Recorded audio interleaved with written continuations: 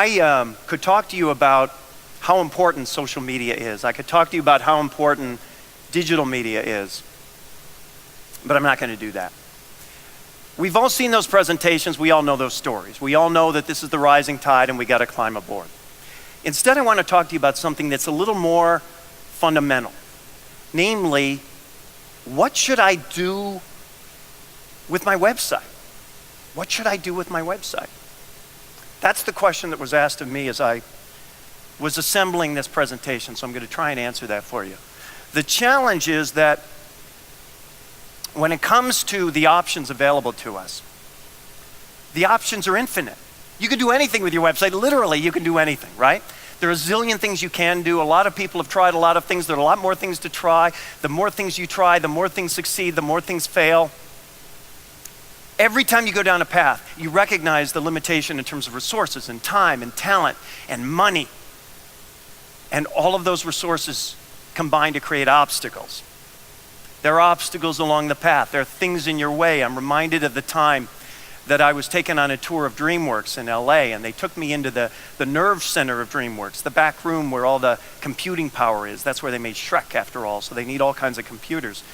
And the woman who took me on the tour, this vast computing center, she takes me to one machine and she says, this machine is the nerve center of DreamWorks. This is the brain of DreamWorks. And I'm looking at this machine, and there's lots of lights on it, like out of Star Trek or something, and there's a switch. And on one side it says on, and on the other side it says off. So I point at the switch and I say to her, so do you mean to tell me if I flip that switch, the computers on the desks of Steven Spielberg and Jeffrey Katzenberg and David Geffen, they'll all blink off? And she kind of shudders. And she says, yes, as she slides between me and the switch. Obstacles. Obstacles. And as we overcome obstacles, sometimes we're greeted with horror stories, right? I heard that as I was putting this presentation together. Somebody said to me, look, there are going to be people in the room, Mark, who have spent more than $100,000 on their digital platform, and they have to show for it nothing. Nothing. Horror stories. How do you avoid horror stories? What's the right thing to do? What should you do with the websites? Here's what I want you to do. Here's what I implore you to do. Nothing. No Facebook, no Twitter, no platform, no website, nothing. Just stop. Stop. Stop.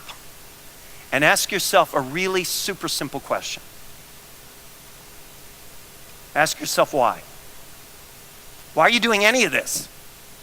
Why are you doing any of this? Nobody ever wrote a law saying you have to be on social media or digital media. Nobody ever said you need a website. Why are you doing any of this at all?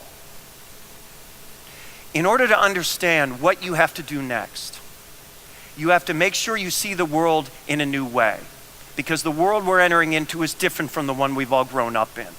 It's different from the traditional broadcast world.